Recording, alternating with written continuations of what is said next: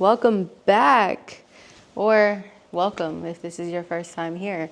If it is your first time here, my name is Mac and I am an artist. And I show behind the scenes things of, the shit that I do. So today for this video, I'm gonna be telling you guys about 9 different books that changed my life, literally changed my life.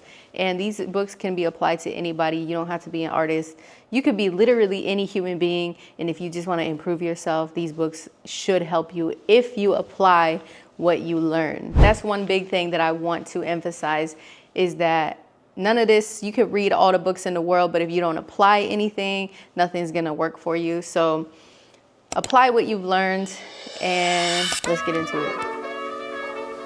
So some of these books are a little bit harder to digest because they talk about the science behind meditation, or they talk about the details and whatever. So they can get a little bit boring. So I'm gonna start with the easier books first. So first we're gonna start with The Subtle Art of Not Giving a Fuck by Mark Manson. Y'all know this book, you've seen it everywhere. It's orange. I'll post a little thing right here. I took the cover off because it just looked better like this on my shelf. But this book is really easy to digest and it's very popular in the self-help world. I actually read this book twice. I read it when I first bought it like years ago, and then I read it in 2023 when I did the 75 Hard Challenge. One of the biggest things I learned from this book was his approach on motivation. He calls it the do something principle. So basically, instead of waiting for inspiration to come, you create it. We should take action, get inspired, and then be motivated. So it's kind of like backwards. But this is something that I've applied to writer's block, or just the days where I'm feeling like I'm making no progress at all. But his whole point is to do something, anything. It could be small or it could be big, but don't wait for the inspiration to come. You kind of just create it yourself. Very easy read. I highly recommend that y'all read this one. The next book I want to talk about is It's All in Your Head by Russ, this yellow book. If you are an artist, I highly recommend that you read this book, because not only is it a self-improvement book, he speaks about it from his own perspective, and he's an artist. So I was able to relate to it so much more. So I know that if you're an artist, you definitely could. So Russ is actually one of my personal favorite artists. So when he wrote the book, I got it like that same day. And I've also read this book twice. One of the biggest takeaways from this book that I still till this day practice is to have an unremovable stain of confidence. That means that your confidence, what you believe in, what you think you can do, can be shaken by no man. Nobody can say shit to you. So he says in this book that he believed he would make it even whenever his music was terrible, even when he was getting little to no plays. He still thought it was possible for him to make it. The other thing that stuck with me was that he dropped 1 song a week. So basically he dropped 1 song a week because he knew that one of those songs would blow up. 1 song every week. And then the whole time he was doing that, he was creating an album, because he had the belief, the self-belief so deeply that he knew a song was gonna blow up. And when it did, and he got on, he didn't want to rush to make a half-assed album. The whole time he already had one made. Now, if that's not self-belief, I don't know what the fuck is. So, but this is also the reason why I've been working on an album for a very long time and I only drop singles. That has nothing to do with self-improvement, but from an artist perspective, that's what I do. So the next book that I'm gonna talk about is another popular book in self-help, Atomic Habits. Again, it's probably flipped on this, but y'all seen this book. Y'all probably seen them with the gym rats, or you've seen them with, people doing vlogs and whatever. This is a very popular book because it's very easy to read and very simple practices that you can start doing, as soon as you learn them. Now, personally, this book didn't really have that big of an impact on me because I've always been pretty good at sticking to things and creating good habits for myself. I don't really know where that came from. I didn't really learn that. I think maybe I don't know how I'm like that. I don't know. I didn't get that from a book. That's just in me. But I wanted to put this on the list so that way if there is somebody who isn't good at, sticking to things and they're not that good at creating good habits, this would be a good tool for you to use. And in this book, he talks about procrastination, and that's something that I've personally struggled with in the past, especially when it comes to posting content or staying consistent. He uses what he calls the 2-minute rule. So basically any habit can be scaled down to just 2 minutes. So he lists these examples, like if you want to read a book every night, you just start by reading 1 page. If you want to start doing yoga, just start by getting the mat out. You want to be a runner, you want to run in the morning, just start by getting your shoes out. Like just, knock it down to just the very beginning. So again, from an artist perspective, if we're talking about like writing drills, just do 1 minute, whatever you come up with in 1 minute or 2 minutes. And whenever it comes to like posting content, just turn on the camera and talk to the camera. You don't even have to post it. It's just getting started. So Highly recommend. Okay, the fourth book I want to talk about is this book right here. This is called The Let Them Theory by Mel Robbins. This is the first book that I've read of 2025. And when I tell you, this is probably one of the best self-help or self-improvement books that I have ever read. I really think it's because anybody can start using the Let Them Theory like 2 minutes after reading the book. Like, it's that simple. And the way she explains it in the book is just so helpful, and it's dope as fuck. And I didn't get bored reading it. Now, mind you, Mel Robbins is my girl. I have been listening to her podcast since it very first came out, and I've learned so much from her, so please listen to it if you get the chance. So this book, The Let Them Theory, is about taking your power back and literally just saying let them. Like, let anybody say what the fuck they're gonna say, do what the fuck they're gonna do, and the only thing you can control is yourself. You can't control another human being. No matter how fucking hard you want to or how hard you try, you just simply cannot do it. But there is two parts to the Let Them Theory. There's let them, and then there's let me. So let them leave the hate comments or whatever, and then you ask yourself, well, let me, respond in this way, or let me not respond, or let me block them, or let me, you know what I'm saying? So it's kind of like you're actually thinking about the action you're gonna take. So her whole point of the Let Them Theory is that you cannot control what other people are gonna do, what they say, what they think. So just let them. Like, you get to choose if it bothers you. You get to choose how to react. You get to choose how to respond. And that's literally how you take your power back. Now, she goes into detail in this book on how you shouldn't use this. And I did want to emphasize that too in this video.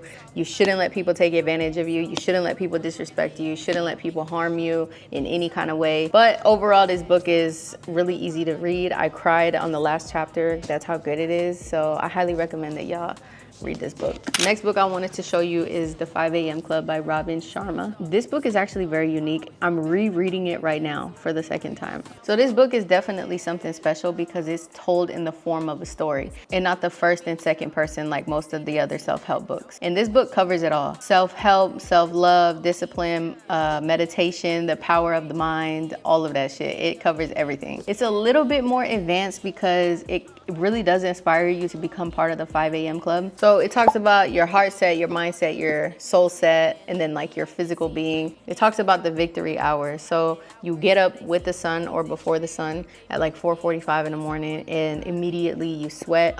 So you work out and you read something, you meditate, you learn something.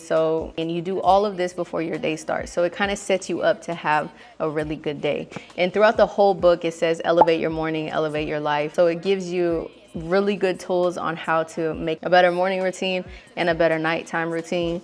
So I highly recommend this, and it's very entertaining to read too. So this is a 10 out of 10 for me. I hope it is for you too. So the next book is Can't Hurt Me by David Goggins. This is a heavy ass book too. So this is his own life story, and when I tell you, this is one of the toughest motherfuckers on this planet. Like, this book actually had me shook, and his whole point of this book, at least what I got from it, was to conquer the mind. Just like all the other self-help books, you conquer the mind and your body can do so much more than, what your mind is telling you it can. I thought I had self-discipline. When I read this, I was like, yo, I'm not even close, nowhere even near the shit that he has in this book. So I highly recommend that y'all read this. It really does want you to do more and be better. So 10 out of 10. In most of the books that I've read, they all talk about meditation, and I never meditated before because I would always fall asleep. It wasn't so much that I was tired or it was boring. It was my mind had never been so still and at peace before that whenever it was, I just rested. But now I'm gonna talk about the books that helped me wanting to meditate. So the first book is Think Like a Monk by Jay Shetty. So in this book, he really just talks about his time as a monk. Yeah, so Think Like a Monk is a very, very good book. I love this book. It's the very first book that ever opened my mind to the fact that like the little chatter in your head isn't who you really are. So in this book, he talks about what the monks call a monkey mind. So your monkey mind is like the self-doubt. It is that little voice in your head that doesn't shut the fuck up. It is like the thing that triggers your anxiety and that thinks of the worst case scenario. So when you meditate, you're kind of being centered and at your authentic self. So at that authentic self, at your centered self, you have way more clarity, and that's whenever you can really listen to your intuition and things like that. So when he talks about the monkey mind in this book, that was the first time that I ever put it into perspective that like, yo, my mind is something separate from me. I have to learn how to control it, or it will control me. So for my entire fucking life, up until the point that I read this book, like, when did I read this book? A few years ago? I don't remember. Maybe like 2021, 2022, something like that. I let my mind control me, and I wasn't controlling my mind. So you can see the off balance with that. And this book really helped me open my eyes to see that I had the power the whole time, and I just didn't even know that I did. I read this book maybe like 3 or 4 years ago, but there's this thing in here that still sticks with me. You're not who you think you are. You're not who they think you are. You are who you think they think you are. Bruh. When I read that shit like 10 times when I read it in this book, and I play it in my head all the time because it's true. You're really not who you think you are. If you think, oh my God, I think they think that I'm this, that's who you think you are. So sit with that one for a while. Read this book though, highly recommend. Next is The Untethered Soul by Michael A. Singer. This book is one of my all-time favorite books ever. So in this book, it is a little bit more advanced, and he talks about energy, the mind, the soul, and just like on Think Like a Monk, he talks about the monkey mind, but instead of calling it the monkey mind, he calls it the roommate, and how you have to like relax and release any pain or discomforting thoughts that you have within you. This is definitely one of the most eye-opening books. I think every human being should read this, and if they did, I think the world would probably be a better place. So just like in this book, it says the same thing, is you are not your thoughts. You're simply aware of your thoughts. So there's a difference. There's two of you in you. Yeah, I love this book, man. I really, really fucking do. So I've gone through 8 books so far, and most of them talk about meditation and being centered and still and kind of shutting off that little voice in your head type of thing. And like I said before, I never really meditated before because I would fall asleep, and I never really tried to make it a habit or a part of my daily routine up until I read this last book that I'm about to show you. And I read this book last summer in 2024, and it changed my fucking life. I'm not even gonna cap. Like, let me say that again. Like, and this is a heavy thing for me to say too. To say something changed my life is actually crazy, but this book really changed my fucking life. Like, I wish I was lying. Actually, I don't, because it is really that good. This is the book that got me into meditating, into practicing it, into doing it every day. Now it's a part of my daily routine. Now I've meditated so much that like, when I don't, like let's say I skip one day, I can feel it. I just feel different. And let's just get into the book. Now this is called Becoming Supernatural by Dr. Joe Dispenza. If I could only have 2 books in my entire life, it's these 2. These are the most life-changing, for real. So in this book, he goes into deep detail, and he provides evidence of meditation working. He provides evidence of people healing themselves, of manifesting things, of, and he also talks a lot about, the spiritual world and the medical world and why they kind of clash, but they also are very connected. But this book is so important because he teaches you how meditation works, how to do it, how to start, what you should do during meditation, how to stay connected and how to get connected. He goes through all of those things in this one book. Now, I'm not gonna lie to you. This book can get kind of boring because he starts going into deep detail. Like he put in these charts in there and things like that. So it is something that you have to pay attention to and really take some notes on. Or a highlighter. I'm a big highlighter person. But overall, this is one of the most life-changing books that I've ever read. The way I found this book was actually kind of weird because I was scrolling on TikTok and this guy came up on my For You page, and he was doing a skit about his higher self talking to his current self. And I was like, yo, that was actually very relatable. So I went to his profile just to see, what other videos he had. And he had a link in his bio. So I clicked the link, and then I saw that he wrote his own book, and then he had a Amazon storefront for the books that he recommends. This book was on there. Now, I wasn't even gonna buy this book. I was gonna buy a different one, but this one was cheaper.